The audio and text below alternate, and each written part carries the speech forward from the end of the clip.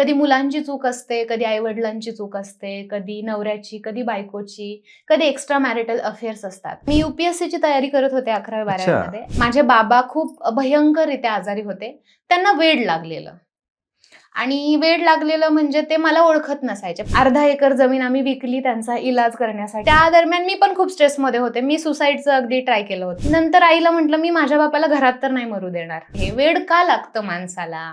माणसं अशी का वागतात? अशी का करतात? ही वेळ का येते?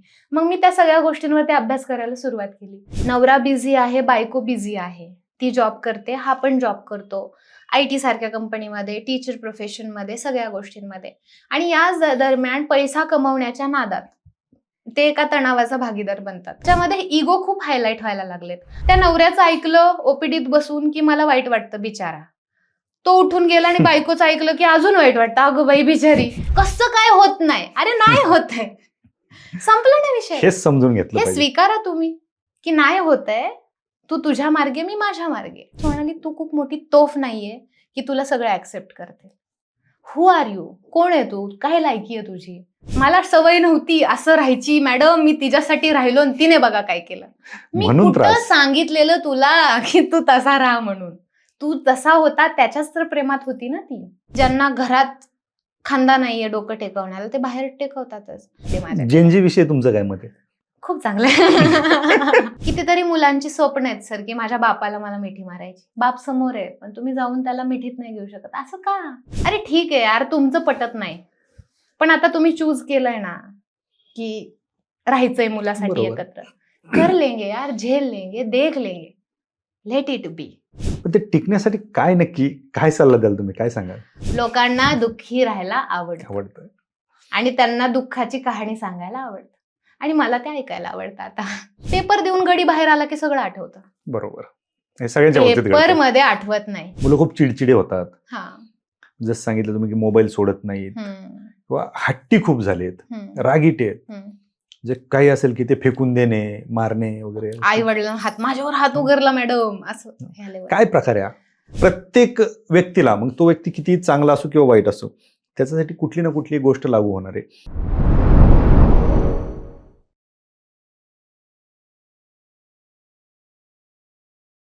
नमस्कार, मी किरण निंबोरे आणि आपण पाहताय वास्तव कट्टा. आपल्याला माहिती आहे की ज्यावेळेस आपला जन्म होतो, जन्मापासून काहीतरी दुखणं आपल्या मागे लागलेलं असतं. म्हणजे हॉस्पिटल हे प्रत्येकाच्या नशिबी असतंच, कारण आजचं जीवनच एवढं धकाधकीचं आहे. त्याच्यामध्ये हॉस्पिटलशिवाय आपण जगूच शकत नाही अशी एक धारणा झालेली आहे. परंतु त्यालाच एक पॅरलल आपण पाहतो की आजारी पडतो आपण, म्हणजे काय आपल्याला थंडी ताप किंवा इतर कुठले आजार असू शकतात. परंतु आता नवीन आजार पण सुरू झालेले, ते आहेत मानसिक आजार. आणि या मानसिक आजारांचे पण डॉक्टर असतात आणि आहेत, आणि आपल्यापैकी बरेच जण त्यांचा आधार घेत असतात आणि त्याच्यातून बाहेर पडण्याचा प्रयत्न करत असतात. आज आपल्यासोबत वास्तव कट्ट्यावरती असंच एक व्यक्तिमत्व आहे, जे मानसशास्त्रज्ञ आहेत. आपल्यासोबत आहेत सोनाली खाडे मॅडम. मॅडम, आपलं वास्तव कट्ट्यावरती खूप खूप स्वागत. खरं तर सोनाली मॅडम विषयी सांगायचं झालं तर 11वी म्हणजे मला वाटतं वयाच्या 16-17व्या वर्षापासून त्या मार्गदर्शन करतायत, विद्यार्थ्यांना गाईड करतायत, युवकांना गाईड करतायत. माइंड मिरॅकल नावाने त्यांची फर्म आहे, त्याच्या अंडर त्यांची खूप मोठे मोठे व्याख्यानं होत आहेत. कॉलेज असतील किंवा इतर ठिकाणी त्यांचे सेमिनार होत असतात. आपल्याकडे स्पर्धा परीक्षेचे भरपूर विद्यार्थी आहेत, मानसिकदृष्ट्या खचलेले आहेत, आणि कित्येक जणांना मॅडम हेच माहीत नाही की आपण मानसिकदृष्ट्या खचलेलो आहोत. आणि आपल्या जीवनात काय घडतंय हेच कित्येक लोकांना माहीत नसतं, आणि याच्यासाठी काहीतरी सोल्युशन असतं हेही कोणाला माहीत नाही. खरं तर उद्देश हाच की 4 गोष्टी तुमच्याकडून त्यांना कळाव्यात. नक्की हे जे मानसशास्त्रज्ञ आहे, याची गरज का पडते? गरज तर सुरुवातीपासूनच आहे सर. म्हणजे आधीच्या काळात पण ह्या गोष्टी होत्या, फक्त त्याला तसं नाव दिलं जात नव्हतं की हे मानसशास्त्रज्ञ आहेत किंवा काय. कारण काय व्हायचं, आधीच्या काळात पण ज्यावेळेस महिला स्ट्रेसमध्ये असायच्या तर त्यांना मैत्रिणी असायच्या की त्या मैत्रिणींसोबत त्या छान गप्पा मारायच्या, सांगायच्या माझा नवरा कसा आहे, माझी मुलं कशी आहेत किंवा काय, आणि त्याच्यातून त्यांच्या त्या भावनांचा निचरा व्हायचा. आपण म्हणतो ना की कॅथरेसिस व्हायचं आमच्या भाषेमध्ये. पण आत्ताच्या काळात एक लिमिटेड झालंय ना सगळं जग, आणि स्वतःचं स्वतः बघतात. वेळच नाही. आणि गप्पा मारायला वेळ नाहीये, खेळ खेळायला वेळ नाहीये, तुमच्या भावना व्यक्त करण्यासाठी अशा कुठल्याच गोष्टी नाही. भजन, कीर्तन ह्या सगळ्या गोष्टींमध्ये पूर्वीची माणसं कंपल्सरी असल्यासारखं असायचं. एखाद्या गावामध्ये भजन असलं की सडनली सगळं गाव तिथं गोळा व्हायचं आणि त्या सगळ्या गोष्टी चालायच्या. पण आता तेवढ्या इंटेन्सिटीने त्या गोष्टी होत नाहीत. बरोबर. आणि मग त्यामुळे ती गरज जी आधी आपल्याच माणसांकडून भागवली जायची ती आता जात नाही. म्हणजे आता भावाभावांची भांडणं बघतो आपण, किंवा घरातल्या प्रत्येक व्यक्तीचं कुणाचं तरी वाजलेलं असतं. आणि त्यामुळे मग ह्या भावना एक्सप्रेस करण्यासाठी कुणीतरी हवंय बाबा, की जो नॉन जजमेंटल आपल्याला ऐकून घेईल. आणि मग त्याच्यातून ही गरज निर्माण होते, की मला कुणीतरी हवंय जे माझं बाजू ऐकून घेईल, ते पण नॉन जजमेंटली. म्हणजे बरोबर. त्याने मला जज नाही करावं ह्या सगळ्या गोष्टींमध्ये, की माझी चूक आहे. आता माझ्याकडे ज्या केसेस असतात त्या सगळ्या सेक्टरमध्ये, कधी मुलांची चूक असते, कधी आईवडिलांची चूक असते, कधी नवऱ्याची, कधी बायकोची, कधी एक्स्ट्रा मॅरिटल अफेअर्स असतात. एखादा नवरा माझ्याजवळ येऊन बसतो आणि म्हणतो की माझं एक्स्ट्रा मॅरिटल अफेअर आहे आणि ते माझ्या बायकोला कळलंय. आता त्यावेळेस एका सामान्य माणसाची मानसिकता ही असते, की तू कशाला असले धंदे करतो? लग्न झालंय ना तुझं? पण ज्यावेळेस एका सायकोलॉजिस्टच्या मानसिकतेने त्याच्याकडे बघितलं जातं, त्यावेळेस वाटतं की बापरे, तू म्हणजे चूक नाही केली, काहीतरी असू शकतं. त्याच्यामध्ये बरोबर चुकीचे ह्या बऱ्याच छटा येतात. पण त्या गोष्टी आम्हाला अगदी नॉन जजमेंटल होऊन ऐकाव्या लागतात, बरोबर. की तुझी बाजू काय? ठीक आहे, तू चुकलास, पण तुझी बाजू काय? तुझं मत काय? तुला नक्की काय म्हणायचंय? तू असं का वागलंस? आणि हे अगदी एकदम म्हणजे सॉफ्टली असतं. त्यामुळे लोकं एक्सप्रेस होतात आणि कदाचित एक्सप्रेस होताच त्यांना त्यांच्या प्रश्नांची उत्तरं मिळतात. आमची एवढी काही गरज लागत नाही आणि मुक्त होतात, मोकळी होतात आणि स्वतःच्या लाईफमध्ये बेटर गोष्टी करायला लागतात. बरोबर. त्यामुळे ही गरज निर्माण होते लोकांना आणि आता आहे गरज. बरोबर. तुम्ही का आलात या क्षेत्राकडे? कारण जसं सांगितलं तुम्ही की 11वीत असल्यापासून तुम्ही गायडन्स करताय किंवा लोकांना मार्गदर्शन करताय, समुपदेशन करताय. असं काय वाटलं की आपण हे करू शकतो? करू शकतो असं नाही. मी UPSCची तयारी करत होते 11वी-12वी अच्छा. मध्ये. Actually I was not a good student. म्हणजे 10वी पर्यंत माझे हातपाय थरथर कापायचे स्टेजवर बोलायचं म्हटलं तर. मॅथ्स माझं इतकं वीक की मी बळच कशी तरी मॅथ्समध्ये पास झाली आहे. इंग्लिश पण माझं खराबच, कारण मी रुरल भागातली होती, त्यामुळे मला ते जमायचंच नाही. त्याला घाबरून मी असं ठरवलं की आर्ट्सला ॲडमिशन घ्यायचं आणि UPSC करायची. मोठा बरं. शब्द वापरला म्हणजे घरच्यांना वाटेल की ठीक आहे, चालेल, करा. आणि मग UPSC करायची म्हणून मी त्या सेक्टरमध्ये उतरले UPSCच्या. पण झाला असा विषय की मला म्हटले की घरचे करायचंच आहे तर इंग्लिशमधून कर. मग इंग्लिशमधून पुण्यात FC कॉलेजला मी आले. मग FC कॉलेजला ॲडमिशन घेतल्यावरती ॲडमिशन मिळालं मला, पण हॉस्टेल नाही मिळालं आणि घरची परिस्थिती चांगली नव्हती की जेणेकरून मी हॉस्टेलला किंवा PGला राहू शकेल पैसे देऊन. मग मी परत बारामतीला रिटर्न गेले आणि बारामतीला गेल्यावर विद्याप्रतिष्ठान कॉलेजमध्ये डिव्हिजन C मध्ये माझं ॲडमिशन झालं. बरं. आर्ट्स डिव्हिजन C, जिथे पूर्णपणे मराठी. आणि मग तिथून मग ठीक आहे म्हटलं स्पर्धा परीक्षा करूया. म्हणून UPSCचे लेक्चर्स सुरू केले. पण त्या दरम्यान माझ्या घरी चं वातावरण थोडं बिघडलेलं होतं. माझे बाबा खूप भयंकररित्या आजारी होते. त्यांना वेड लागलेलं. आणि वेड लागलेलं म्हणजे ते मला ओळखत नसायचे. फक्त माझ्या बापरे! आईला ओळखायचे आणि तिचा पदर धरायचे. त्यांची परिस्थिती पूर्ण डाऊन झाली होती. अर्धा एकर जमीन आम्ही विकली त्यांचा इलाज करण्यासाठी, पण त्यांना कुठेच म्हणजे त्या गोष्टीचं हे झालं नाही. सगळे स्कॅनचे report normal, everything is normal. पण माणूस वेडा झालाय. त्याला काहीच कळत नाहीये. शेवटी डॉक्टर बारामतीचे म्हटले की तुम्ही यांना घरी घेऊन जावा, आता आम्ही काहीच नाही करू शकत. आणि अगदी मरणाच्या दारातच ते होते, की आता वाटलेलं घरच्या आणि गावातल्या सगळ्या माणसांना की ते जातील. त्या दरम्यान मी पण खूप स्ट्रेसमध्ये होते. मी सुसाईडचं अगदी ट्राय केलं होतं त्या बापरे! ह्याच्यामध्ये. नंतर आईला म्हटलं, मी माझ्या बापाला घरात तर नाही मरू देणार. पैसे संपलेत, पण दवाखान्यात नेऊ आपण कुठल्यातरी. आणि म्हणून पुण्याच्या ससून हॉस्पिटलमध्ये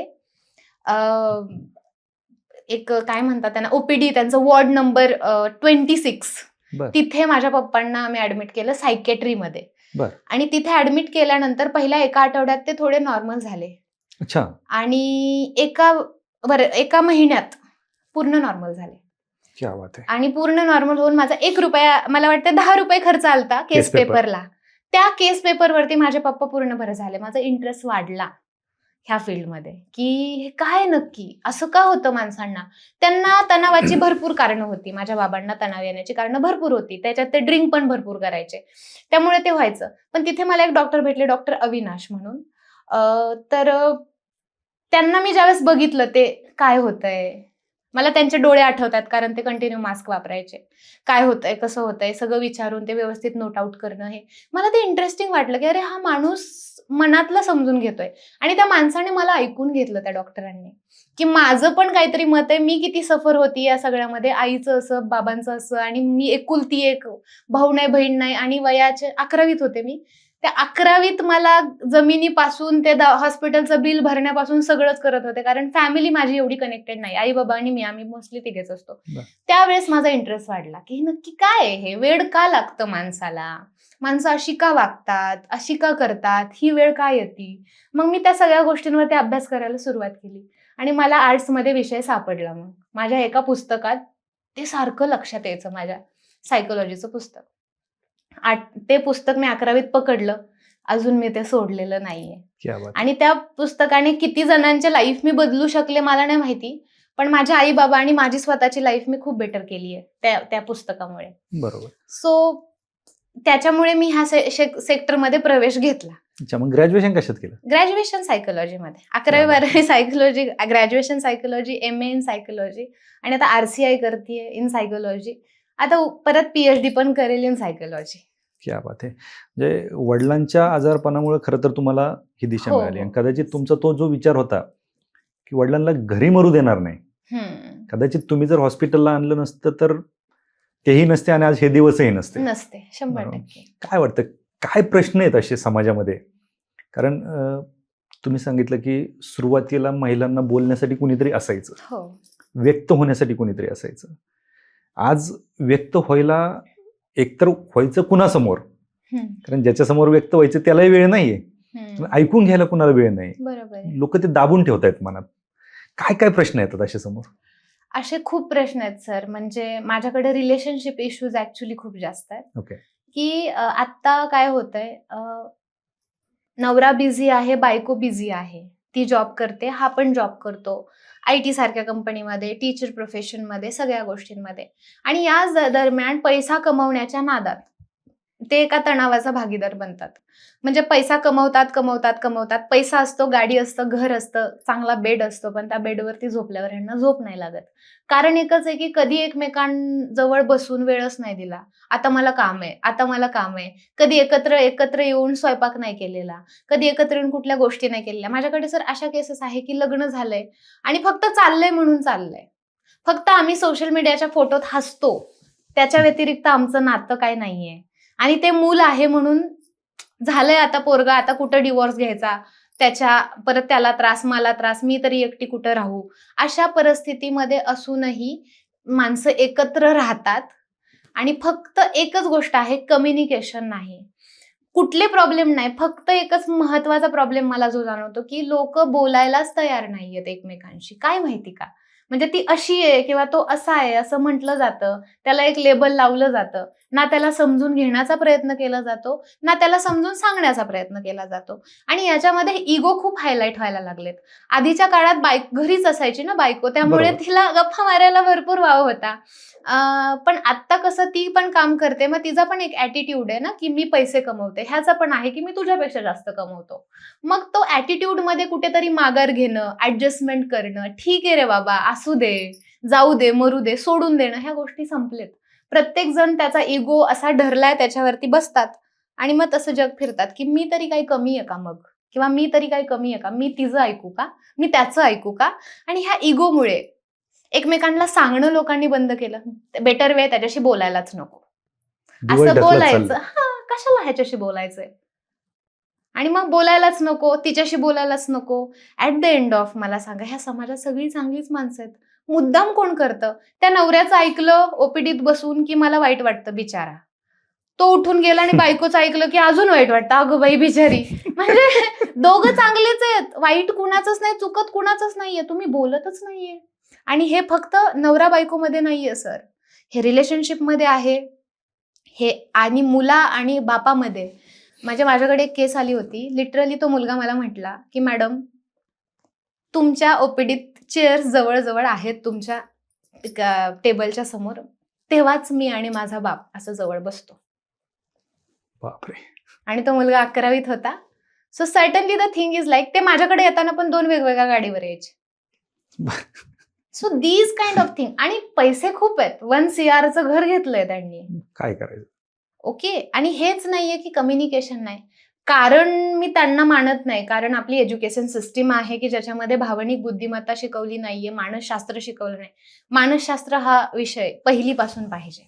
बरोबर. पाहिजेच, म्हणजे इतकी नीड आहे ह्याची. प्रत्येक शिक्षकाला तो कंपल्सरी पाहिजे, प्रत्येक माणसाला तो पाहिजे. कारण त्याला भावनाच कळत नाहीये तर तो कसा समजूच्या माणसाला अंडरस्टँड करून घेणार आहे. मग माणसं अशीच असतात म्हणतो आणि आपण सोडून देतो. आणि सोडून दिलं की मग काय, ते तसंच वाढत जातं. त्याला बरोबर. कुठे आळा नाही ना बसत. पाणी कसं पाटाला मोकळं सोडून दिलं की कुठे पण शिरतं ते शेतात. त्याला आळा मारण्यासाठी काही गोष्टींची गरज असते, काही प्रोफेशनल लोकांची गरज असते.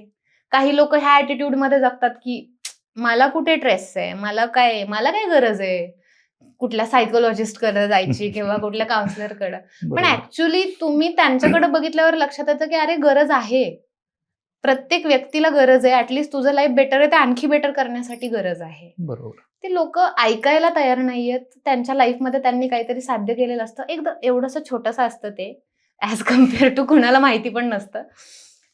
आणि त्याच्या ह्याच्यावर ते स्वतःला खूप ग्रेट समजतात. बरोबर. आणि त्याच्यामुळे सगळा प्रॉब्लेम झालाय की मी किती मोठा आणि मी किती ग्रेट आणि मला किती माहिती आणि मी किती पैसे कमवतो आणि मी किती कष्टातून काय काय केलंय. बरोबर. आणि ही एक गोष्टीचा भ्रम त्यांच्या डोक्यात घुसला की मग माणसं येड्यासारखी वागतात. जे ऍक्च्युली तुमचं नाहीच आहे मुळात. म्हणजे बरोबर. काल परवा मला एक फोन आला होता की मॅडम आता मी आहे सुंदर तर मला असणारच ना गर्व त्या गोष्टीचा. बर. सो मी म्हटलं अरे काय म्हटलं कुणाचा फोन आणून दिलाय मला. हम्म. तर इट इज ऍज लाईक की बाबा जी ब्युटी आईच्या जीन्स मधून बाबांच्या जीन्स मधून तुमच्याकडे आली आहे, जी हाईट, जे डोळे, तुमचा रंग, तुमचे केस, त्याचा तुम्हाला मीपणा आणि गर्व कसा काय आला. जे नॉलेज तुम्ही आजपर्यंत लिहिलेल्या पुस्तकांमधून मिळवलंय त्या नॉलेजचा गर्व कसा काय आला तुम्हाला. जी स्टाईल तुमची आता सध्याची आहे तुम्ही कॉपी केली आहे ती कुठून तरी, बरोबर. कुणाचं तरी बघितलंय. तुम्ही जो खिशाला पेन लावलाय तो कुठेतरी बघितलाय की असा लावतात, तो म्हणून तो लावला. बघून तुम्ही तसा लावलाय. त्या पेनचा तुम्हाला गर्व का आला, तुमच्या हेअरस्टाईलचा गर्व का आला, तुमच्या गाडीचा गर्व का आला. कस काय येतंय गर्व त्या गोष्टीचा जी मुळात तुमची नाहीच आहे. आणि माणसांना हे कळतच नाहीये आताच्या. प्रॉब्लेम तोच झालाय की जे मुळात तुमचं नाहीच त्याच्यावरच गर्व करतात. माझं येते, माझं घर, माझं हे. अरे कुणी सिमेंट आणलं, कुणी विटा मारल्या, कोणी काय, तू पैसे दिलेत फक्त. बरं ते पैसे कुठून तरी घेऊन कुठेतरी दिलेत. तुझं असं काय. आपलं असं असलं तर मला वाटतं 4-2 विचार ते पण आपण कुणाकडून तरी घेतलेलेच आहेत. बरोबर. आणि कशाचाच गर्व करायचा. मला वाटतं ह्या मीपणाला काही अर्थच नाहीये. आपण नाहीच आहे मी मध्ये, नाहीये काय अर्थ. आणि ज्याला काहीच अर्थ नाहीये त्याचा गर्व तुम्ही केला तर मग तुमचं लाईफ डिस्टर्बच होणार आहे. बरोबर. मग आपण निसर्गाचा भाग आहोत तर निसर्गासारखे स्वच्छंदी असावे आणि स्वतःला मुक्त सोडून द्यावं, संपला विषय. अगदी. काहीच नाही, कशाचा स्ट्रेस येत नाही. बरोबर. असं. म्हणजे या सगळ्या ज्या गोष्टी बोललात तुम्ही आता, त्याच्यामध्ये लग्न असेल, रिलेशनशिप असेल किंवा हम्म. भावाभावाचं नातं असेल, याच्या सगळ्यात महत्वाची गोष्ट ती इगो. हम्म. हा इगो कमी करण्यासाठी काय, म्हणजे आता तुम्ही सांगितलं की समजा नवरा बायकोचं रिलेशन असेल, नवरा आला तर त्याचंच खरं वाटतं, बायको आले तर आणखीन त्याच्यापेक्षा त्याचं खरं वाटतं. काय याच्यामध्ये सोल्युशन काय असतं. सोल्युशन आहे रिस्पेक्ट. समोरच्या व्यक्तीच्या ओपिनियनची रिस्पेक्ट करणं हे सोल्युशन आहे. दुसरं काही सोल्युशन नाही. ऍक्सेप्टन्स की हा माणूस जन्मापासून आतापर्यंत असा आहे. म्हणजे माझे वडिलांना ड्रिंक करायची सवय आहे, आई तनतन करते, नॉर्मल प्रत्येक घरातली स्टोरी. एकदा खूप मोठी भांडणं झाली, मला सोसायटीमधून फोन आला की तुमच्या घरातून आवाज येतोय मॅडम तुम्ही घरी या. मग मी घरी गेले, पळत पळत बघितलं काय झालंय, सगळा विषय झालता, भांडणं वगैरे झालती. मी फक्त आईला एक शब्द म्हटले की गेले जवळजवळ नाही म्हटलं तर 30 वर्ष तू ह्या माणसाला एक गोष्ट सांगतीये, बरोबर ना, की दारू पिऊ नका. आणि गेले 30 वर्षात तीच गोष्ट रिपीट होते. ओके, आता तू फक्त त्यांच्या होला हो दे. पिऊ नका, इट्स ऑन यू. जर मी म्हणते त्यांना म्हणजे आईला की जर तात्या म्हटले की सूर्य पश्चिमेला उगवतो तर आपण म्हणायचं हो तात्या उगवतो. एवढी एकच गोष्ट आमच्या घरात बदलली. आमचं सगळं घरातलं स्ट्रक्चर, फॅमिलीचं स्ट्रक्चर आणि आमचा हॅपीनेस एकदम पिक पॉइंटला आहे आता सध्या. आम्ही इतकं छान राहतो सगळे. त्यांची ड्रिंकची सवय आहे. आधी ते रोज दिवसभर पीत बसायचे, आज संध्याकाळी येतात, थोडीशी घेतात आणि आरामात झोपतात. काहीच टेन्शन नाही, एकदम हॅपी हॅपी हॅपी फॅमिली. फक्त एक गोष्ट दुरुस्त केली, स्वीकारलं तिने की आता हा माणूस बदलणे नाही. गेल्या 30 वर्षात जो बदलला नाही तिने स्वीकारलं. आणि दुसरं, रिस्पेक्ट दिली. बरोबर, रिस्पेक्ट दिली की it's okay, whatever you are, आम्ही आहोत तुमच्यासोबत, आता काहीच होणार आहे ना ह्याच्यानंतर. सो सर्टनली ही एक गोष्ट.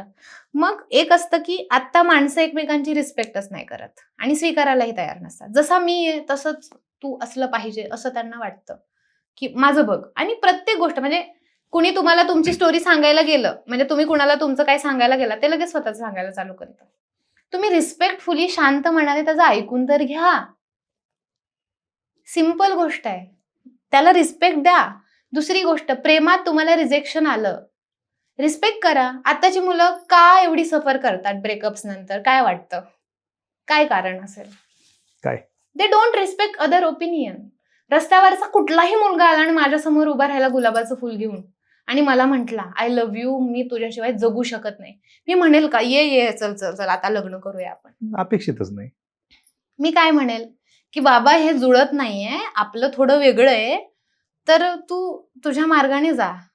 जसं माझ्या जे डिसिजन आहेत लाईफ मधले त्याचं मी रिस्पेक्ट करते आणि त्यानेही तो करावा, त्याने पण जावं अशी माझी अपेक्षा आहे. बरोबर. तसं ज्यावेळेस तुम्हाला एखादा मुलगा रिजेक्ट करतो, एखादी मुलगी रिजेक्ट करते, त्यावेळेस तुम्ही हे स्वीकारा की जसं मला चॉईस आहे तसं त्याला पण चॉईस आहे.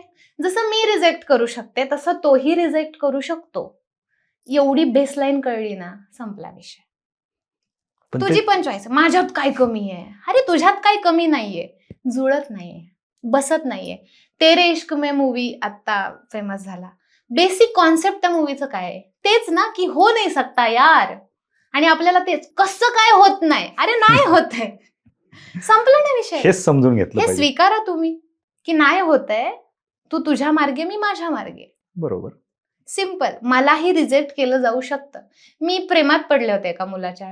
11वी-12वीत असताना मी मेंटली खूप डिस्टर्ब होते. त्यावेळेस मला असं वाटायचं की मला आधार मिळेल समोरच्या व्यक्तीकडून आणि म्हणून मी त्याच्याशी बोलायचे, मला बरं वाटायचं. ज्यावेळेस मी असं त्याच्याशी लग्नाबद्दल वगैरे चर्चा केली तर तो डिरेक्टली म्हटला की नाही नाही नाही होऊ नाही शकत. म्हटलं वाय? तर ही वॉज लाईक की तू खूप हुशार आहेस. बरं. आणि मी खूप डम आहे. होताच तो डम, फेल व्हायचा तो. तर मी खूप डम आहे, तू खूप हुशार आहे, तुझं स्वप्न खूप मोठी आहे, तुझ्या स्वप्नांचा भार मला झेपणार नाही, असं काय काय म्हणून त्याने मला म्हणजे भारीतले शब्द वापरून आपलं हे झालं. पण आता कळतंय मला. पण त्यावेळेस मला खूप वाईट वाटलं. मी त्याच्या मोबाईलमध्ये माझे त्यावेळेस फेसबुक होतं, फेसबुक मधले फोटो सगळे मी डिलीट केले. वाईट वाटलं, रडले. पण त्या दिवशी मला एक गोष्ट लक्षात आली की सोनाली, तू खूप मोठी तोफ नाहीये की तुला सगळं ऍक्सेप्ट करते. हु आर यू? कोण आहे तू? काय लायकी आहे तुझी? सिंपल. आणि त्यावेळेस मला कळलं की आय कॅन बी रिजेक्टेड. कोण ओळखतं मला आणि काच मला लोकांनी स्वीकारलं पाहिजे? कारण काय? बरोबर. कारण तू चांगली दिसतेस म्हणून, कारण तू अभ्यासात हुशार आहे म्हणून. मला रिजेक्ट केला अभ्यासात हुशार आहे म्हणून. सो सर्टनली काहीच कारण आहे. कोण आहे तुम्ही की तुम्हाला सगळ्यांनी स्वीकारावं? मी नाही स्वीकारत, संपला विषय. हु आर यू? आणि त्यावेळेस मला कळालं की म्हणजे मला त्यावेळेस लाईफ मधलं हे सिक्रेट कळालं की तुम्हाला सगळेजण स्वीकारणार नाहीत आणि that is totally okay, totally all right.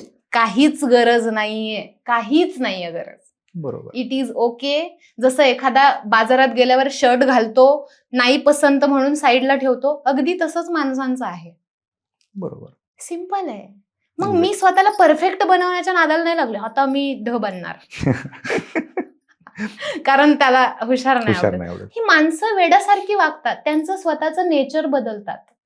असं म्हणतात ना, प्रेमात पडल्यावरती तुझ्या ज्या गोष्टींच्या मी प्रेमात होतो, तू आता तो नाही राहिलास किंवा तू ती नाही राहिलीस. तुम्ही प्रेमात येऊन त्या सगळ्या गोष्टी समोरच्यासाठी बदलता. काहीच गरज नाही. आणि त्रास ब्रेकअपचा कुणाला होतो? जो स्वतःला बदलतो त्याला बदलतो. होतो. बदलल्यानंतर 100% ब्रेकअप. त्यालाच होतो की बरोबर. मला सवय नव्हती असं राहायची मॅडम, मी तिच्यासाठी राहिलो आणि तिने बघा काय केलं. मी म्हणून कुठं त्रास. सांगितलेलं तुला की तू तसा राहा म्हणून? तू तसा होता त्याच्याच तर प्रेमात होती ना ती. बरोबर. आणि मग आपण स्वतःला बदलतो आणि मग परत आपल्याला पण आपण आवडत नाही, तिला पण आपण आवडत नाही. बरोबर. Better way, don't change your self. तुम्ही जसे आहात तसे राहा. तुमचं साधं राहणं, बोलणं, वागणं, असणं साधं. स्वीकारा जे काय तुमच्याकडे आहे ते आहे. आणि ते स्वीकारून ती सगळ्या गोष्टी स्वीकारून जर कोणीतरी तुमच्या सोबत असेल, संपला विषय. क्या बात आहे. हे ऍक्च्युली लक्षात घेणं गरजेचं आहे. तर तुम्ही तुमचं उदाहरण सांगितलं आणि सांगितलं की तुम्ही काहीतरी दुःखात होतात म्हणून तुम्ही बोलल्यानंतर तुम्हाला बरं वाटायचं. अशा कित्येक मुली आहेत किंवा कित्येक मुलं आहेत की दुःख व्यक्त करण्यासाठी कुणाचा तरी खांदा शोधत असतात. हो, शोधत असतात. आणि हे बऱ्यापैकी ज्यांना फॅमिलीतून ते सुख मिळत नाही, म्हणजे सायकोलॉजी आहे, की ज्यांना घरात खांदा नाहीये डोकं टेकवण्याला, ते बाहेर टेकवतातच. ज्या मुलीला बाप मिठी मारत नाही, त्याला म्हणजे मी कायम ही गोष्ट म्हणते की समजा की बाप मुलीला कंटिन्यू मिठी मारतोय, तिच्या सोबत असतो. आता आमच्या तात्यांची मिठी आणि माझ्या बॉयफ्रेंडची मिठी फरक आहे. बरोबर. मला फरक जिथे जाणवतो खूप जास्त लेवलला, मला सेफ नाही वाटत. तात्यांच्या मिठीत जेवढं सेफ वाटतं तेवढं ह्याच्या नाही वाटत आहे. त्यावेळेस मला कळतं की हा सेफ नाहीये किंवा हे जाणवत नाही. तसं घरातून तो स्पर्श नाहीये. मुलगी मोठी झाली की बाप असा वेगळा समजतो मुलीला, माहित नाही का? आई वेगळं समजते आणि जवळ येत नाहीत त्यांची पप्पी घेत नाहीत, आधी घेतात. तसं माझी आई कार्यक्रमाला निघाली की गालाला चावते, लाल करून टाकते, सगळं मेकअप खराब करून टाकते. तर सर्टनली ह्या गोष्टी होत नाहीत घरात आणि तो स्पर्श नाही मिळत, त्या गोष्टी नाहीत मिळत म्हणून मुलं बाहेर ते शोधतात. कारण जन्माला आल्यानंतर तुमचं सर्व्हायव्हल आणि रिप्रोडक्शन हे 2च गोल आहेत. बरोबर. तुम्हाला खायला चांगलं मिळतंय, बरोबर. तुमच्या अंगावर कपडे आहेत, तुमच्या डोक्यावर छत आहे. चौथी नीड कुठली आहे तुमची? स्पर्शाची भूक आहे. रिप्रोडक्शन स्पर्शाचीच भूक आहे. ते स्पर्श तुम्हाला घरातून मिळत नाहीये, तर तो बाहेर शोधला जातो. मग तो मित्र म्हणा, प्रियकर म्हणा, मैत्रीण म्हणा, तो कुठेतरी शोधला जातो आणि त्या स्पर्शाचा मोह आहे तो तुटत नाही. आणि त्यामुळे ही वेळ येते मुलांवरती की असं सगळं होतं. बरोबर. पण याच्यातून असंही म्हटलं जातं की मुली फसतात किंवा मुलं फसतात आणि अशी प्रकरणं घडतात. याच्यावर तुमचं काय मत आहे? फसतात असं नाही म्हणू शकत आपण. खरं तर मी सांगू का, आपल्या सोबत एक आपलं अंतर्मन असतं, सद्सद्विवेक बुद्धी असते. जी मुलं 18 क्रॉस आहेत किंवा 21 वयाच्या नंतरची, आता एमपीएससी यूपीएससी करणारी मुलं असतील किंवा एक्झाम देणारी, स्पर्धा परीक्षेमध्ये असलेली मुलं असतात, त्यांना एक इनर सेन्स असतो की काहीतरी गडबड आहे. बरोबर. पण मोह नाही आवरत आणि त्या मोहामध्ये गडबड होते. आणि जिथे तुम्हाला you can smell something different, आपण मला वेगळा स्मेल येतोय म्हणजे ह्या गोष्टींमध्ये काहीतरी पकतंय, दाल में कुछ काला है, कळत असतं. तुम्ही तुमचा अनुभव घ्या. प्रत्येक व्यक्तीशी हा पॉडकास्ट बघतोय त्याला माहितीये, तो ज्याच्याशी चॅट करतोय, ज्याच्याशी बोलतोय, ज्याच्या सोबत आहे, त्याला एक आतून स्मेल येतोय की काहीतरी मिस्टेक आहे. पण still you ignore that inner voice, जो तुमचा सबकॉन्शियस सांगतोय, जो तुमचा सद्सद्विवेक बुद्धी सांगते, अंतर आवाज तुम्हाला सांगतोय की हे तुझ्यासाठी परफेक्ट ओके नाहीये, तू थोडा ह्याच्यावर डाऊट घ्या. पण म्हणतो जाऊ दे मरू दे, जाऊ दे मरू दे, आणि नंतर मग भोगायला येतं. माझ्याकडे छोटी छोटी मुलं येतात, फोनचं ऍडिक्शन असतं. बाळा तुला कळतंय का रे फोन नाही वापरला पाहिजे? हा कळतंय. तुला कळतंय ह्याने काय नुकसान, माहितीये काय होणार आहे. मग त्यांचा प्रॉब्लेम हे असतं की सुटत नाहीये, आता ऍडिक्शन झालंय. प्रॉब्लेम हा नाही की कळत नाहीये. आणि मग जी मोठी मुलं आहेत, तुम्हाला कळतंय, तर मग तुम्ही स्वतःच्या पायावर दगड का मारताय? एक्झॅक्टली. सद्सद्विवेक बुद्धीचा वापर करा. थोडा त्रास होतो, प्रॅक्टिकल निर्णय रॅशनली विचार करताना त्रास होतोच. Therapy is painful. माझ्याकडे ट्रीटमेंट आल्यावर माणसं हसत हसत येत नाहीत, रडत रडत येतात, रडत ट्रीटमेंट करतात, नंतर त्यांना बरं वाटतं. सो ती प्रोसेस पेनफुल आहे. एखादी व्यक्ती बरी नाहीये, कळतंय, लांब जाण्याची प्रोसेस पेनफुल आहे. पण नंतर जो पेन होणार आहे किंवा रिलेशनशिपमध्ये असताना तुम्हाला जो पेन होतोय त्याच्यापेक्षा तो बरा पेन आहे, कधी पण बरा आहे. सो मी म्हणते की रिलेशनशिपमध्ये टॉक्झिक रिलेशनशिपमध्ये असलेला जो दुःख आहे किंवा जो पेन आहे त्याच्यापेक्षा रिलेशनशिप मधनं बाहेर पडलेला ब्रेकअपचा पेन कधी पण चांगला. अगदी बरोबर. म्हणजे याच्यामधून हे लक्षात येतं की एखाद्या शुगरच्या पेशंटनी गोड लाडूवरती किती नियंत्रण ठेवायचं, येस, कारण माहिती आहे खाल्ल्यानंतर काय होणार आहे. पण तुला जर खाल्ल्याशिवाय राहत नसेल, झालं काम. जिथे मोह, ही गोष्ट कायम लक्षात ठेव, जिथे मोह तिथे दुःख. बरोबर, मोह येतो, अगदी. तो सेक्शुअल गोष्टींचा असेल, फिजिकल गोष्टींचा असेल, तो एका म्हणजे की ठीक आहे ना जोपर्यंत आहे तो. कितीतरी रिलेशन सर असे चालतात की माहिती आहे लग्न होणार नाही, तरी पण म्हणतात जोपर्यंत आहे तोपर्यंत आहे. नंतरचा मोह येतो. बरोबर. तुम्हाला फिजिकल अटॅचमेंट तुटत नाहीये, तुम्ही स्वीकारा ती. आणि मग तुम्ही माझ्याकडे येऊन रडताय, पॉइंटच नाहीये ना काय. बरोबर. सो सिम्पली अगदी त्या गोष्टी होतात. पण कधी कधी काय होतं की इमोशनल इंटेलिजन्स चांगला नसेल ना तर निर्णय घेतले जातात. अशा वेळेस सपोर्ट घ्यावाच लागतो. एखादा चांगला मित्र, गुरु, शिक्षक, तुमचे आई वडील की ज्याची बुद्धी आता स्टेबल आहे, जो मोहामध्ये नाहीये, टेस्टोस्टेरोन लेवल ह्या वयात एकदम पीकला असतं, अशा लेवलला तो व्यक्ती नाहीये, त्याला तुम्ही विचारलं तर तो तुम्हाला सांगेल की अरे असं नको, हे नको, आपण लपवत, आपण सगळं करायचं आणि लपवून ठेवायचं, आणि त्रास मग होणारच. नक्कीच. आणि याच्यातून अजून बऱ्याच लोकांना हेही माहित नसते. बरेच जण सांगतात की तो खूप स्ट्रेसमध्ये होता, म्हणजे एखादी सुसाईड होती त्यावेळेस कळतं की नाही तो खूप स्ट्रेसमध्ये होता, खूप डिप्रेशनमध्ये होता. पण हे आजूबाजूच्याला कोणाला 4 लोकांना कळलेलं असतं, पण त्या स्वतः व्यक्तीला हे कळतं का आपण स्ट्रेसमध्ये आहोत किंवा आपण डिप्रेशनमध्ये आहोत? मग याच्यातून बाहेर पडण्याचा प्रयत्न का करतो? त्याला कळतं की तो आधीच्या पेक्षा नॉर्मल नाहीये आणि तो त्याच्या मित्रांना सांगतो पण त्यावेळेस मित्र स्वतःची कहाणी सांगतात. अरे मी तर असल्यातनं किती वेळा बाहेर आलोय. आणि हे तुम्ही अनुभवलं असेल सर. आणि मग त्याला वाटतं की हे सगळी ग्रेट माणसं आहेत, मी ह्यांच्यासारखा नाही, मला माझा ताण मॅनेज करता येत नाही, मग मी मरतो. मी तुमच्यासारखा नाहीये. म्हणजे माझ्याकडे एक केस आलती, 2 सुसाईड नोट होत्या त्याच्या हातात. बर. आणि त्याचं एकच होतं की माझे आई वडील माझ्याशी फ्रेंडली नाहीत वागत.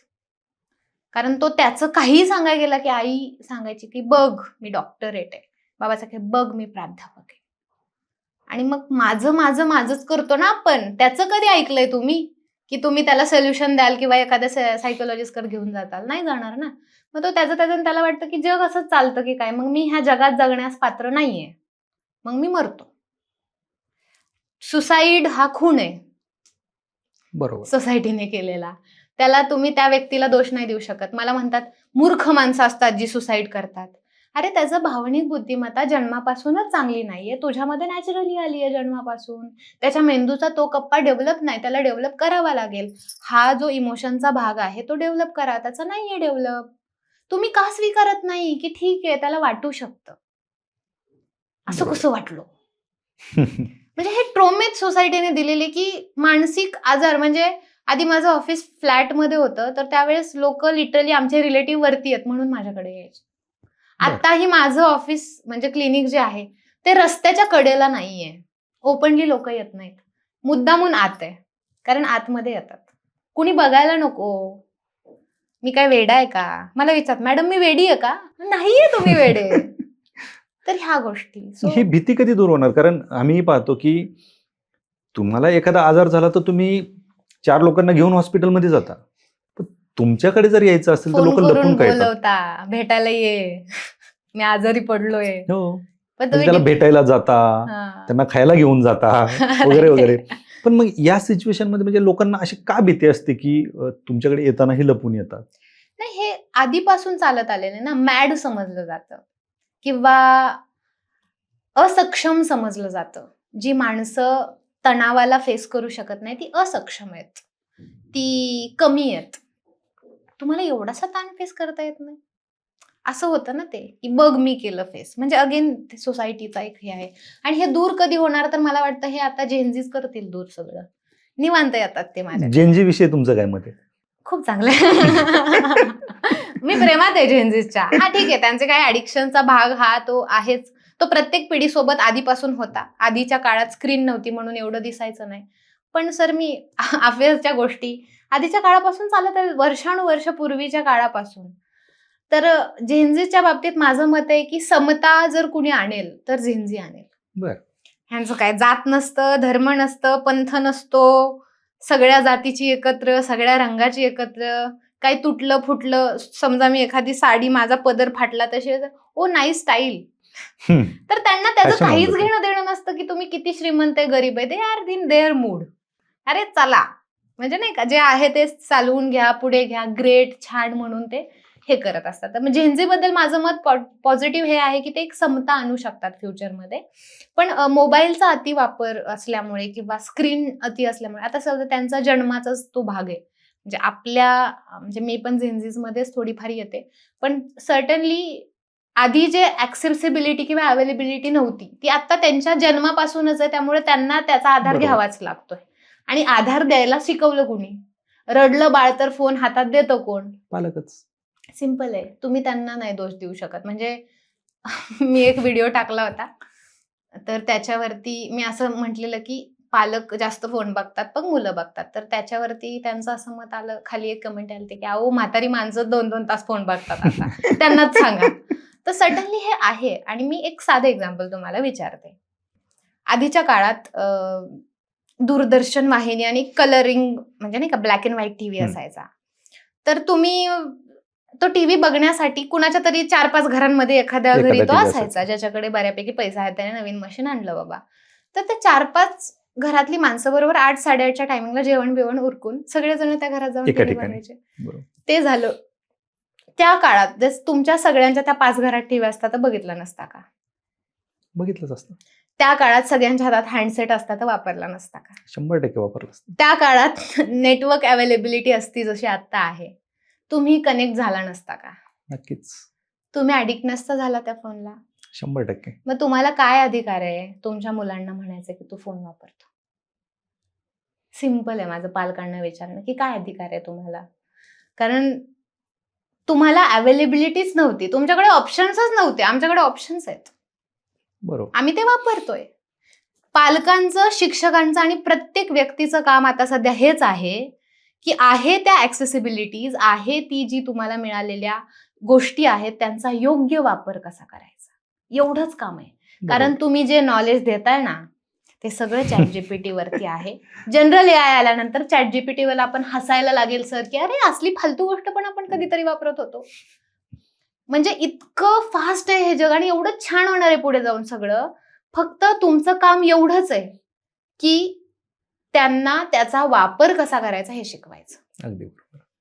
तुम्ही सुरुवातीला एक गोष्ट सांगितली की मुलगा आणि वडील, मुलांनी सांगितलं की तुमच्या ऑफिसमध्ये किंवा तुमच्या क्लिनिकमध्ये जिथे चेअर शेजारी आहेत म्हणून शेजारी बसतो.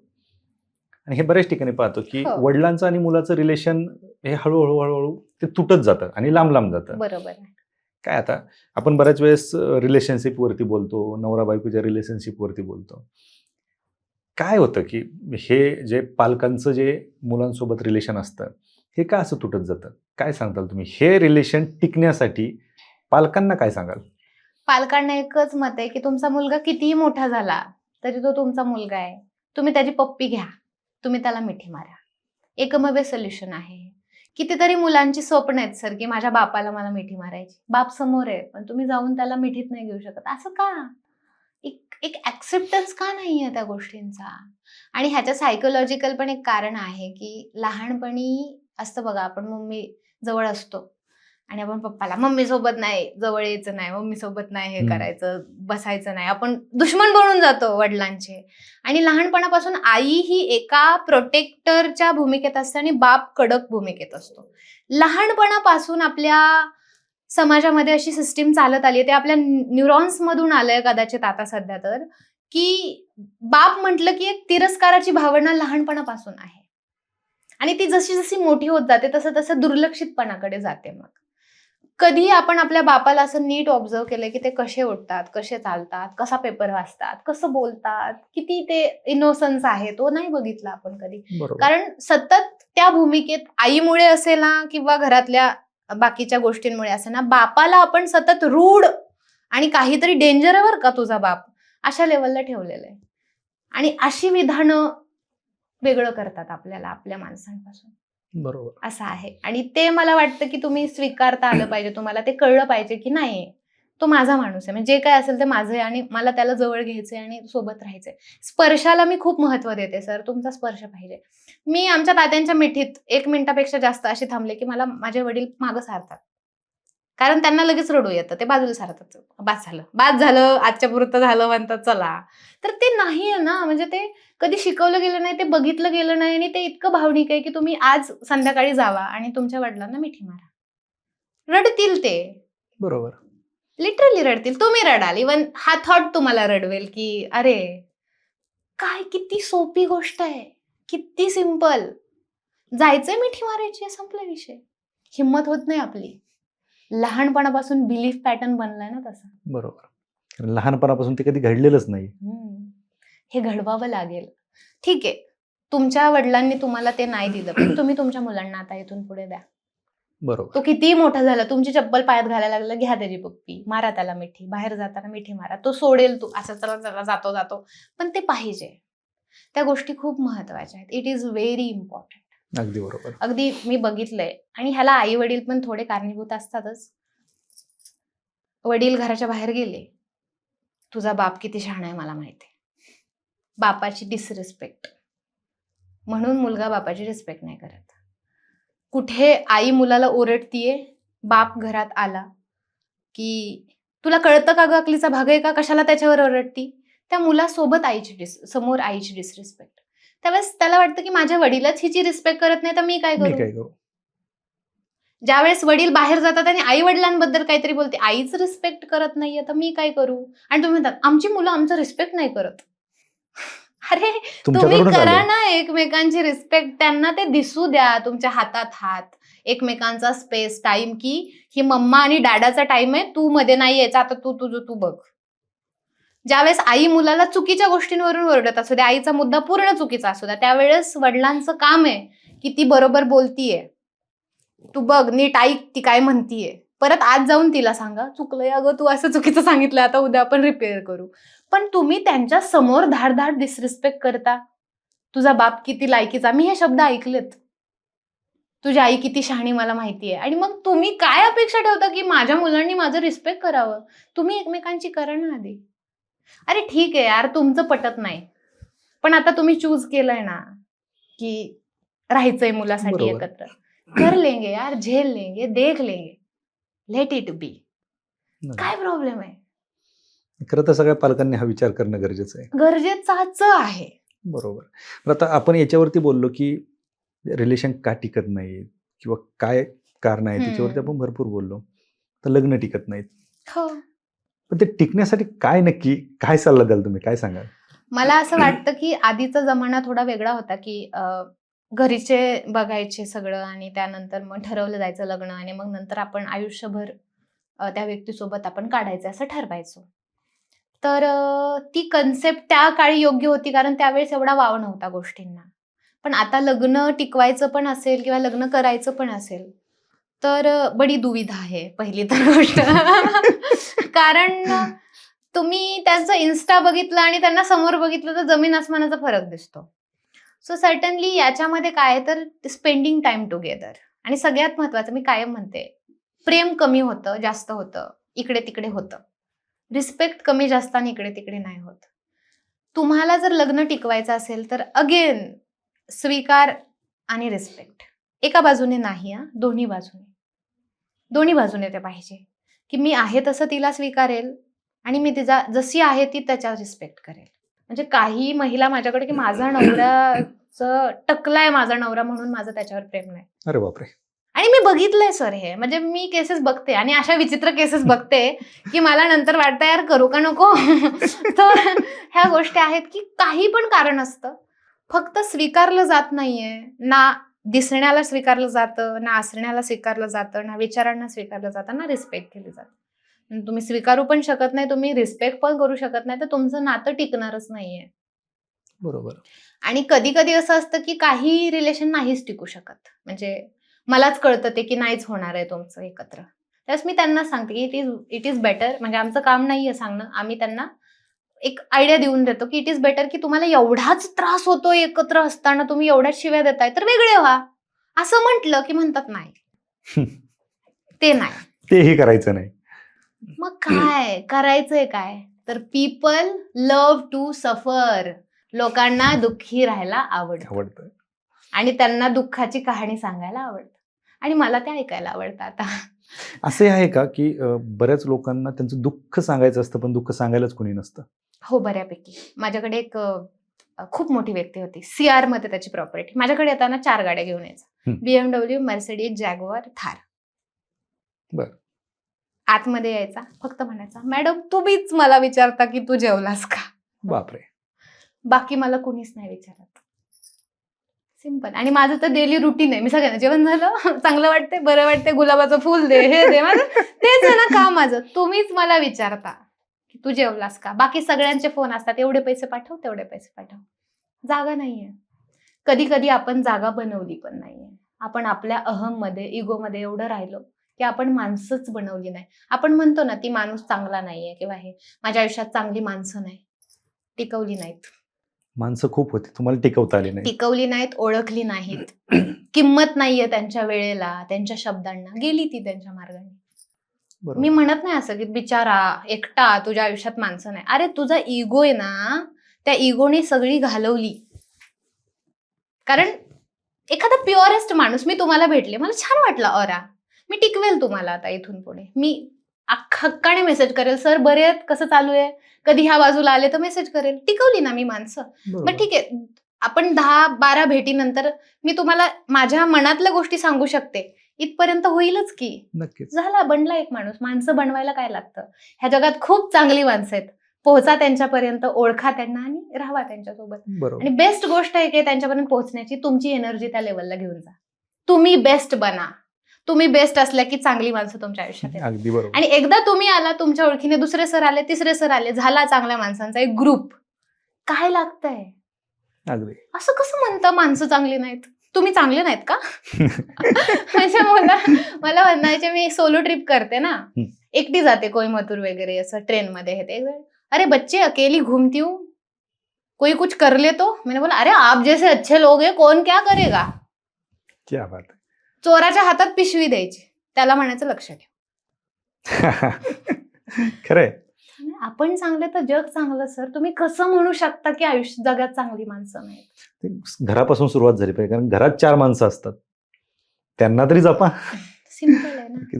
मॅडम तुम्ही स्पर्धा परीक्षेची तयारी करणार, हो. म्हणजे MPSC किंवा UPSC ची तयारी तुम्हाला करायची होती. आज तुम्ही ते जागलात आणि तुम्हाला माहिती आहे की क्षेत्र मला कसं माहिती आहे, आहे. अनिश्चित क्षेत्र आहे. याच्यामध्ये लाखो विद्यार्थी स्वतःला आजमावत आहेत सध्या. कित्येक विद्यार्थी जे डिप्रेशनमध्ये आहेत, यश मिळत नाहीये, वय वाढत चाललंय, बरोबर आहे. 8-8, 10-10 वर्षापासून अभ्यास करतायत. आणि ज्यांचा आपण आता उल्लेख केला जेनजी, त्यांना खूप लवकर यश पाहिजे. आणि एका बाजूला 5-7 वर्षापासून अभ्यास करणारे युवक आहेत, मग कुणाची लग्न होत नाहीयेत. कारण तुम्हाला पोस्ट मिळाल्याशिवाय तुम्ही बाहेर पडत नाही, आणि बाहेर पडल्याशिवाय तुमचं लग्न होणार नाही, किंवा पोस्ट भेटल्याशिवाय तुमचं लग्न होत नाही. त्यासोबत एज्युकेशन थांबतं, त्यामुळे डिग्री दिसत नाही, गॅप दिसतो, दुसरं काही करू शकत नाहीत, कारण घरून 8-10 वर्ष खर्च घेतलेला असतो. ते डिप्रेशनमध्ये. सांगा आता, कारण अशा वेळेस मी कायम सांगेल, तुम्ही स्पर्धा परीक्षेची तयारी करता, बेस्ट गोष्ट आहे. तुम्ही सेवा करणार आहात, म्हणजे काहीतरी सर्व करणार आहात, पण कॅपॅसिटीचा पण एक भाग असतो. मी 1.5 वर्ष अभ्यास केल्यानंतर सर माझी घरची परिस्थिती नव्हती, पण मला एक गोष्ट कळून पण आली की ये मेरे बस की बात नाही. आपलं याच्यात नाही होणार, रिझनिंग वगैरे जमायचं, हे कळलं पाहिजे. आणि तुम्हाला कळतं, मला असं वाटतं की कळतं पोरांना. पहिल्या 2 वर्षात क्लिअर होतं की होणार आहे की नाही होणार आहे. एकदम क्लिअर. प्लॅन बी रेडी ठेवा. तुम्हाला करायची आहे स्पर्धा परीक्षा, करायचं UPSC, तयारीला लागा, काहीच अडचण नाहीये. असं ठरवा की 2 वर्ष मरेपर्यंत अभ्यास करेल. I will give my 100%. Timepass करणार नाही. नाही झालं तर गप गुणाने प्लॅन बी. का 7 वर्ष 8 वर्ष तुम्ही तयारी करताय? काय करताय काय तुम्ही? म्हणजे, आणि काय असतं काहींचं ते असतं, म्हणजे स्पर्धा परीक्षाच्या बाबतीत तर हे इतकं असं आहे ना की सर की ते तिथे त्या मुवमेंटला काय होईल नाही सांगता येत. तुम्ही एवढा केलाय अभ्यास आणि ती मुवमेंट चुकली, किंवा त्या मुवमेंटला तुम्हाला तणाव तयार झाला किंवा काहीतरी झालं, तर तुमचा एका वर्षाचं स्ट्रगल वेस्ट जात आहे, आणि त्याच्यातून खरंच खूप डिप्रेशन येतं. त्यामुळे plan B is always ready पाहिजे, की बाबा हे नाहीच झालं माझ्याकडनं, मी तर 100% ताकद लावेलच ह्याला. तर रॅशनली विचार करायचा, भावनिक विचार नाही करून चालत इथे, की लावेल ताकद, नाही झालं तर माझा प्लॅन बी. सोबतीच तुम्ही लॉ करा, सोबतीच तुम्ही काहीही करा, की ज्या गोष्टीतून तुम्ही नंतर म्हणू शकता की माझं हे पण झालंय. बरोबर. तर ती एक गोष्ट असते. दुसरी गोष्ट असते की स्पर्धा परीक्षा म्हणजे काय, तर माणूस हा जन्मतः भावनिक आहे. रॅशनॅलिटी आत्ता आली आहे काही वर्षांपूर्वी. आधीचा आपला मेंदू भावनिक आहे. भावनिक. त्यामुळे 50% भावनांनी निर्णय घेतला जातो आणि 1% रॅशनली घेतला जातो. त्यामुळे थोडंफार हे होतं, पण त्यातली त्यात आता तुमच्याकडे खूप सारी साधनं आहेत स्वतःला टेस्ट करण्यासाठी, चेक करण्यासाठी, की किती होऊ शकतं, किती नाही होऊ शकत, होऊ शकेल का नाही माझ्याच्याने. तुम्हाला तुमचे क्वालिटीज माहिती असतात. परत घरचे काय म्हणतील, माघार घेतली, अरे 4 वर्षाने माघार घेतला, ह्याच्या बेटर आहे 2 वर्षाने तू माघार घेतली. बरोबर. सो सर्टनली ते एक असतं. आणि अभ्यासाच्या दरम्यान काय आहे, की एक गोष्टींचे लक्ष द्यायचं. बऱ्यापैकी स्टुडंट आहेत स्पर्धा परीक्षेमुळे जे माझ्याकडे येतात, फिअर असते एक मनामध्ये, की होईल का नाही, इनसिक्युरिटी तयार होते. आणि त्या इन्सिक्युरिटी मधून ते स्ट्रेसमध्ये जातात. 5 भावना आहेत, ह्याच्यातलं काहीही तुम्हाला फील होतंय तर तुम्ही स्ट्रेसमध्ये आहात असं. एक, खूप जास्त प्रमाणात असुरक्षित वाटणं, बरोबर. खूप जास्त राग येणं किंवा चिडचिड होणं. तिसरी गोष्ट आहे की दुःखी राहणं, म्हणजे चांगलं आहे तसं आयुष्यात सगळं, पण मला दुःखी वाटतंय. चौथी आहे कमीपणा वाटतो कशाचा तरी सतत. आणि 5वं आहे गिल्ट वाटतं, अपराधी वाटतं. ह्या 5 भावनांपैकी कुठलीही भावना, कुठल्याही 5 किंवा 2, 1 एका प्रमाणापेक्षा जास्त जाणवते, लक्षात घ्या आपण स्ट्रेसच्या मार्गाला आहोत. आता ही इन्सिक्युरिटी किंवा ही भीती कशी तयार होते. कुठलीही गोष्ट नवीन एकदाच करायची म्हटलं किंवा वर्षातून एकदा करायची म्हटलं, मेंदू हँग होतो. बरोबर. मेंदूला माहिती नाहीये. ब्रश रोज करतो. तुम्हाला ब्रश करायची एक्झाम मध्ये पास होणार की नाही तुम्ही? 100%. रोज करता. हो. पेपर रोज देतो का? नाही. मेंदूला वळणी पडलंय का पेपर? नाही पडला. ब्रश वळणी पडलाय. अंघोळ रोज करतो.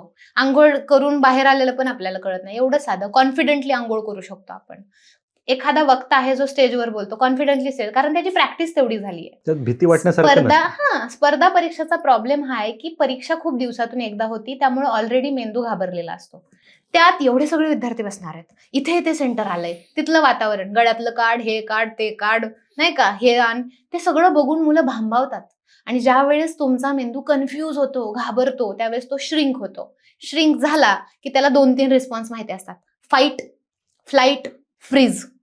फ्रीज होतो. फ्रीज झाला की ब्लँक होतो. ब्लँक झाला की कन्फ्युजन, काय करू, आत्ताच वाचलेलं आठवतच नाहीये. पेपर देऊन गडी बाहेर आला की सगळं आठवतं. बरोबर. हे सगळ्यांच्या बाबतीत घडतं. पेपर मध्ये आठवत नाही. कारण काय, फ्रीज झाला. का फ्रीज झाला? ह्याच्या आधी पेपर दिलेले नाहीयेत, दिलेत वर्षातनं एकदा. ज्या दिवशी घरी कधीतरी 6 महिन्यातून एकदा तुमच्या घरी पाहुणे आले, बरोबर खिरीत साखरेच्या ऐवजी मीठ पडतं. कुठेतरी लग्नात तुम्हाला छान दिसायचंय, केसच सेट होत नाहीत. कुठेतरी काय इस्त्रीने शर्ट जळला, असं का होतं? मेंदू घाबरतो, भांबावतो. आणि मग भीतीच्या भरात परफॉर्मन्स चांगला देत नाही. हेच कळत नाही पोरांना. ह्याच्यावर रामबाण सोल्युशन आहे, व्हिज्युअलायझेशन. आपल्या मेंदूला रियालिटी आणि इमॅजिनेशन मधला फरक कळत नाही. तुम्ही जर रोज इमॅजिनेशन मध्ये एक पेपर दिला तर तुमच्या मेंदू रोज एक पेपर देईल आणि तुमच्या मेंदूला वाटेल की आपण रोज एक पेपर देतोय. ज्यावेळेस तुम्ही एक्झॅक्ट एक्झाम मध्ये जाल, मेंदू घाबरत नाही, तो खूप इज असतो. क्या बात आहे. आणि ही इतकी महत्वाची टेक्निक आहे सर. माझ्या लाईफमध्ये काहीच चान्सेस नव्हते मी ह्या इथपर्यंत येण्याचे, काहीच चान्स, 0 चान्सेस होते. माझ्या वडिलांची रात्रीची शाळा झालीये, तिथे पण ते डबा चोरायचे पोरांचा म्हणून त्यांना शाळेतनं काढून टाकलं. आणि आईचं तर 6वी झालीये, पण ती म्हणजे हुशार विद्यार्थी कॅटेगरीतली नव्हती. 6वीत 3 वेळा बसलेली. आणि मग शेवटी तिने सरांना कंपास काहीतरी मारलं, ती शाळा सुटली, ती सुटलीच. त्यामुळे असा काही बेसिक हे नाही की मला खूप जमतं आणि काय, पण माझं व्हिज्युअलायझेशन खूप स्ट्रॉंग आहे लहानपणापासून. मी 11वीत असताना ज्या पीजी वरती मी राहायचे, तिथे वरती टेरेस होतं. त्या टेरेसवरती समोर एक काच दिसायची आणि रात्रीचं ट्रान्सफरर दिसायचं, म्हणजे काचेत आपण दिसायचं. मी पहाटे 4ला उठायचे, वरती जायचे, तिथं उभा राहायचे, इमॅजिन करायचे की माझ्यासमोर अशी हजारो माणसं आहेत आणि मी बोलायचे, असं करायचंय, तसं करायचंय, माइंड असं असतं, हे असं असतं. काल माझी मैत्रीण निकिता घरी आली, सांगत होती किस्सा. म्हटली, सोनाली तू आम्हाला हिप्नोटाईज करायचीस आणि आम्ही पडायचो, पण आम्ही नव्हतो होत हिप्नोटाईज. आम्ही खूप हसायचो आतल्यात, पण आम्ही नाटकं करायचो की तुला झालंय. मी तेव्हापासून ते करतेय.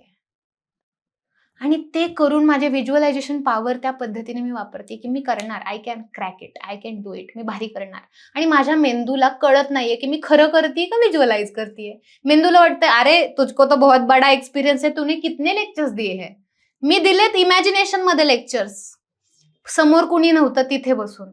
पण रियालिटीमध्ये मी स्टेजवर आता उभा राहिले, मला कसलीच भीती नाही वाटत. मला वाटतं की माझ्या मेंदूला वाटतं की आधी किती वेळा झालंय हे रुटीनचा पार्ट आहे. रुटीनचा पार्ट आहे. सिम्पल. बरोबर. हे विद्यार्थ्यांना मी रिक्वेस्ट करेल की 15 मिनिटाचं व्हिज्युअलायझेशन तयार करायचं. एक्झाम हॉलमध्ये एंट्री कशी करताय, कसं चेकिंग होत आहे, कसं आत जाताय, कसं डेस्कवर बसताय, कसे नंबर मिळतायत, कसं बसलाय, कसं सॉल्व्ह करताय. प्रत्येक प्रश्न तुम्ही स्माइली फेसने सॉल्व्ह करताय. जे जमत नाही ते सोडून देताय, परत दुसऱ्या प्रश्नाकडे जाताय. तुमचा मेंदू क्लिअर आहे, तुम्ही फ्रायटेड नाहीये, खूप स्थिर आहेत, छान आनंदाने स्माइल करत पेपर दिलाय आणि मस्तपणे बाहेर आलाय. ते इमॅजिनेशन एवढं इमॅजिनेशन केलं. बरं रिसर्च झाले ह्याच्यावर सर, हे काही मी अशी स्टोरी नाही सांगत आहे. रिसर्च झाले, तुमचा मेंदू तशा पद्धतीचे केमिकल मेंदू तयार करतो आणि त्या पद्धतीचं तुम्हाला स्ट्रॉंग बनवतो की नाव यू कॅन फेस दॅट. क्या बात म्हणजे ते एक स्टोरी खूप फेमस झाली. एक म्हणजे हे होता कैदी, त्याला उद्या फाशीची शिक्षा होती. मग आदल्या दिवशी एक जेलर, डॉक्टर, सायंटिस्ट त्याच्याकडे जातात आणि म्हणतात आम्हाला हे रिसर्च करायचंय की किंग कोब्रा चावला माणसाला तर किती मिनिटात माणूस मरतो. तर आम्ही काय करतो, तू असाही मरणार आहे तर देशासाठी मर, तुझं नाव तरी येईल ना कुठल्या तरी रिसर्च मध्ये. म्हणतो हा अशी मला उद्या फाशीने मारायचं काय, कोब्रा चावून मारायचं काय, मारायचं तर फिक्स आहे. ठीक आहे म्हणतो, करा तुम्हाला काय करायचंय ते. मग त्याच्या दुसऱ्या दिवशी त्याच्याकडे जातात, सगळं ते सामान वगैरे घेऊन. त्याला ते साप आणतात त्याच्यासमोर, साईडला उभा राहतात. नंतर सगळं सामान हे आणतात, ते लोक येतात, डॉक्टर येतात, त्याच्या गळ्यामध्ये ती पिशवी, काळी पिशवी घालतात आणि 2 सेफ्टी पिन्स टोचवतात. बर. 15 मिनिटात मरतो. कशामुळे? सेफ्टी पिन टोचव, त्याला वाटतं ना किंग कोब्रा चावला. क्या बात आहे. 15 मिनिटात मरतो. पुढची गोष्ट ऐका, ज्या वेळेस त्याचं पोस्टमार्टम केलं जातं त्याच्या ब्लडमध्ये किंग कोब्राचं विष असतं. कसं? मेंदूने तयार केलेलं. क्या बात आहे. द थिंग इज दिस. म्हणून म्हणतो ना साप चावल्यावर घाबरू नका. तेवढा पार्ट फक्त बांधाविष चढत नाही. घाबरलो की मेंदू काय काय तयार करतो, इतका अमेझिंग येतो, त्याचं काहीच अजून आपल्याला माहिती नाहीये. स्वप्न का पडतात अजून रिसर्च चालू आहे. इतकी अमेझिंग गोष्ट यू हॅव, त्याच्यावर रिसर्चेस चालले. This is the real research, you can search in on Google. Covid मध्ये असेच गेले असतील. खूप गेलेत. माझ्याकडे तर कोविड ऑनलाईन कन्सल्टन्सी ऍक्च्युली मी कोविडमध्ये चालू केली. बर. नाहीतर ऑफलाईनच होतं सगळं. अच्छा. आणि कोविडमध्ये चालू केलं, मला कळलं अरे ऑनलाईन पण पडतोय की फरक, काय गरज नाही माझ्याकडे येण्याची. बरोबर. आणि हा तुमचा ब्रेन इतका सुपर डुपर ब्रेन आहे तुमचा, त्याला फक्त व्यवस्थित यूज करा. काही गरज नाहीये ह्या कॉम्पिटिशन मध्ये. करता आला पाहिजे, फक्त शिकून घ्यायचा. अवघड आहे का? बरोबर. शोधा माणसं जी शिकवतील मेंदू कसा वापरायचा. आहात ना तुम्ही? हो आहे की. मेंदूवर चर्चा करू एखाद्या दिवशी निवांत. याच्यासोबतच आपण पाहतो की जी छोटी छोटी मुलं आहेत, बऱ्याच पालकांची तुमच्याकडे पण येत असतील की मुलं खूप चिडचिडे होतात. जसं सांगितलं तुम्ही की मोबाईल सोडत नाहीत किंवा हट्टी खूप झालेत, रागीट आहेत, जे काही असेल की ते फेकून देणे, मारणे वगैरे. आई वडिलांना माझ्यावर हात उघडला मॅडम असं. काय प्रकार आहे? सांगते आता. ह्याच्यामध्ये तुमची मुलं रील बघतात. खूप मजेदार गोष्ट आहे ही. आय हॅव माय फोन आणि मी रील बघतेय, मी हास्य जत्रा काहीतरी बघतेय आणि आपल्या मेंदूला भावना नाहीत कळत, केमिकल्स कळतात. तर मी हास्य जत्रा बघते, तर कॉमेडीचं काहीतरी केमिकल ऑक्सिटोसिन असेल माझ्या मेंदूमध्ये रिलीज झालं आणि मी हसले. कारण मी ती रील बघतेय, माझ्या मेंदूमध्ये हास्याचं केमिकल रिलीज झालं, मी हसले. मी स्क्रोल केलं, मला मोटिवेशनचं काहीतरी आलं. मला दुसरं केमिकल रिलीज झालं मेंदूमध्ये मोटिवेशनचं. 30 सेकंडमध्ये चेंज केलं, काहीतरी दुःखी आलं. अरे यार किती वाईट चाललंय ना ह्या जगात. माझ्या मेंदूमध्ये सॅड केमिकल तयार झालं. स्क्रोल केलं, काहीतरी रागाचं आलं. मेंदूमध्ये तसं केमिकल तयार. स्क्रोल केलं काहीतरी रोमॅन्टिक, अरे यार गर्लफ्रेंड नाही, बॉयफ्रेंड नाही, चांगलं रिलेशन नाही, ते केमिकल रिलीज झालं. इव्हन यू कॅन सी ज्यावेळेस तुम्ही रील स्क्रोल करत असता, काही बघत असता, त्यावेळेस तुमचं पण मूड सॅड, स्माईल असं तिकडं तिकडं त्या 4-5 मिनिटात होत असतं. पुढच्या 2 मिनिटात 4 रील, 4 प्रकारचे वेगळे केमिकल तुमच्या मेंदूमध्ये तयार होत आहेत. त्या स्पीडने जात आहेत. मेंदूचं असं होतं ना की चाहिए क्या इंसान को, अरे तुझे Confuse करून हंसना टाकतं है, मेंदूला. रोना है, प्यार में पडना है, क्या करना क्या है, इरिटेटेड, पेशन्स कमी. कारण एक सॉफ्टली काही जातच नाही. सेरोटोनिन असं चाललेच नाहीये. तुम्ही बघा ना 1 तास वॉकिंग केल्यावर किती छान वाटतं, कारण ती एक तास वॉकिंगचा झोन आहे. एखादा मूवी तुम्ही सुरुवातीपासून शेवटपर्यंत बघताय, किती सुंदर तो झोन आहे. हे असं काय आहे? आणि हे असं असल्यामुळे इरिटेशन आहे, संयम कमी, चिडचिडेपणा, राग ह्याच्यामुळे. रील्स बघून झाल्या झाल्या तुम्ही कधी शांततेत बोललाय? हा असं का, बरं बरं ठीक आहे. काय झालं, रिलेट होत असेल. आहेच ते. कमी करा. कमी करणं हाच त्याच्यावर पर्याय काही फोन बंद करून ठेवा. मी तुम्हाला सांगते, क्लायंटला माझ्याकडे आलं की मी सांगते 3 तासपेक्षा जास्त स्क्रीन टाइम नको.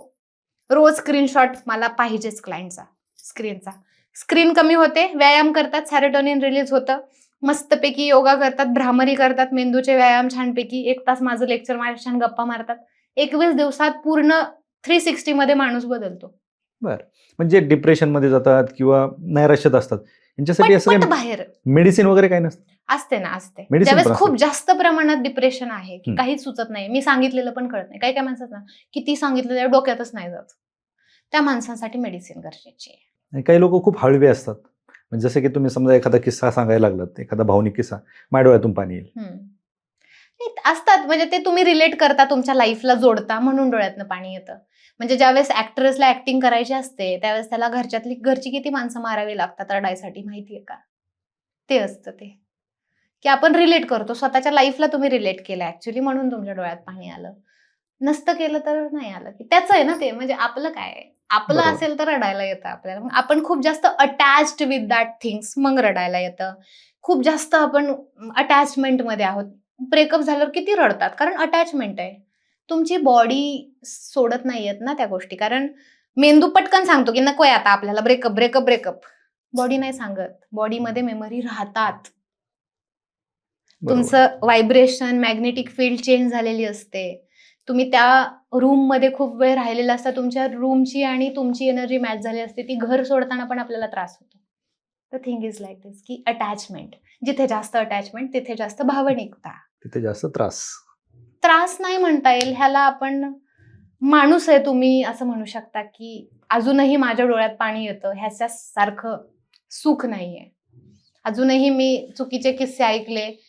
क्लिनिकमध्ये नाही वाईट वाटत, पण घरी आल्यावर कधी कधी मनाला ते टच होऊन जातं. मग मला असं वाईट नाही वाटत की असं का होतंय, मला वाटतं की तू माणूस आहेस आणि थँक गॉड अजून इमोशन्स आहेत, मेलेली नाहीयेस पूर्ण, काहीच कशातच फरक पडना असं नाही. फरक पडला पाहिजे, वाईट वाटलं पाहिजे, प्रेम दाटून आलं पाहिजे, एक्स्ट्रीम गोष्टींचा अनुभव घेतला पाहिजे. प्रेमात पडल्यावरती, ब्रेकअप झाल्यावर रडलंच पाहिजे. तुम्ही रडत नाही तर काय तुम्ही प्रेम केलं? बरोबर. काय मजा नाही त्या प्रेमात. कुठल्या केसेस जास्त येतात? अफेअरच्या, का बरं? रिलेशनशिप्सच्या जास्त येतात. नाही तेवढा कम्फर्ट आता लोकांमध्ये एकमेकांबद्दल, आणि उशिरा लग्न झाल्यामुळे बॉयफ्रेंड्स बदललेले असतात, 2-3 रिलेशन मध्ये लोक आलेले असतात. आयुष्यभर एका माणसासोबत कम्फर्टेबलच नाहीत राहत. खूप जास्त रिलेशन ज्यांचे आहेत ते एका व्यक्तीसोबत खूप जास्त कम्फर्टेबल राहतील असं होत नाही पुढे. बॉडीला सवय लागलेली असते, रिस्पेक्ट कमी मिळतो घरामध्ये, आणि टेकिंग फॉर ग्रँटेड. चीट करायची वेळच का आली? लग्न करताना दोघांनी पण त्या मनाने लग्न केलंय ना की आता संसार करायचा आहे. बरोबर. का वेळ आली चीट करण्याची? कारण खूप ग्रँटेड घेतलंच गेलं मॅरेज झाल्यावर. लग्नाच्या आधी अगदी आहे हा पॅटर्न की रिलेशनशिपच्या यायच्या आधी पण खूप त्या मुलीशी बोललं जातं, हे केलं जातं, मुलाशी बोललं जातं. रिलेशनशिपमध्ये आलं की ग्रँटेड घेतलं जातं. Taking for a granted. आयुष्यातल्या गोष्टी ग्रँटेड घेणं म्हणजे तुम्ही तणावाचे भागीदार बना नंतर. बरोबर. म्हणजे मी कायम लोकांना म्हणते, कसे आहेत, कसं चाललंय, काय मॅडम रुटीन चाललंय. अरे फॉर्च्युनेट आहेस तू, रुटीन आहे तुला. काही माणसं अशी आहेत की त्यांना रुटीनच नाहीये लाईफ मध्ये. अरे किती छान आयुष्य जगतोय बाळा, रुटीन आहेस तुला. You have to be very fortunate, you have to be very grateful की आज माझ्यासमोर 2 माणसं आहेत की ज्यांच्याशी मी बोलू शकते आणि मला काम आहे, आज मला काम आहे. I have to be very happy. कितीतरी लोक अशीच बेरोजगार बसले ज्यांना काम नाहीये. The thing is like this. So नक्कीच don't madam. Take anything granted. Everything as a it own value. प्रत्येक गोष्टीची एक व्हॅल्यू आहे अँड रिस्पेक्ट इट. नक्कीच आणि जे तुम्हाला मिळालंय त्याचं आपण सतत आभारी असणं गरजेचं आहे. नक्कीच. खरं तर बोलण्यासारखं खूप काही आहे. हा. कारण तुमचे जे सेशन्स असतात हे ऐकताना खरं तर ते फक्त ऐकून नाही, ते डोक्यात घेऊन त्याचं कुठेतरी इम्प्लिमेंटेशन. कारण प्रत्येक व्यक्तीला, मग तो व्यक्ती किती चांगला असो किंवा वाईट असो, त्याच्यासाठी कुठली ना कुठली गोष्ट लागू होणार आहे. विशेष म्हणजे तुम्ही स्पर्धा परीक्षेची तयारी करत होता, स्पर्धा परीक्षेच्या विद्यार्थ्यांना खरंच जो तुम्ही सल्ला दिलाय तो त्यांना कुठेतरी ह्या नैराश्यातून बाहेर काढण्यासाठी फायदेशीर ठरेल. निश्चित खूप समाजामध्ये प्रॉब्लेम आहेत. आपण काय सगळे एका सेशनमध्ये किंवा एका नाही घेऊ पॉडकास्टमध्ये शकत. नाही घेऊ शकत. आपण नंतर भावनेचा क्रॅश कोर्स नंतर करू. वेगवेगळ्या गोष्टींवरती आपण हो. बोलूयात. परंतु तुम्ही तुमचाही प्रवास सांगितला आणि खरं तर बहुमूल्य असं मार्गदर्शन केलं. याच्यातून बरेच कपल्स असतील, नवरा बायको असतील, आई वडील असतील, पालक असतील आणि जे असेल, त्यांचा नक्कीच त्यांनी जर खरंच त्या तळमळीने जर हा पॉडकास्ट ऐकला तर कुठंतरी जीवन सुखी होण्यात त्यांना फायदा होईल. नक्कीच. तुम्ही वास्तव कट्ट्यावरती आलात आणि मनसोक्त गप्पा मारल्या त्याबद्दल आपलं मनापासून आभार. Thank you. Thank you so much sir. Thank you.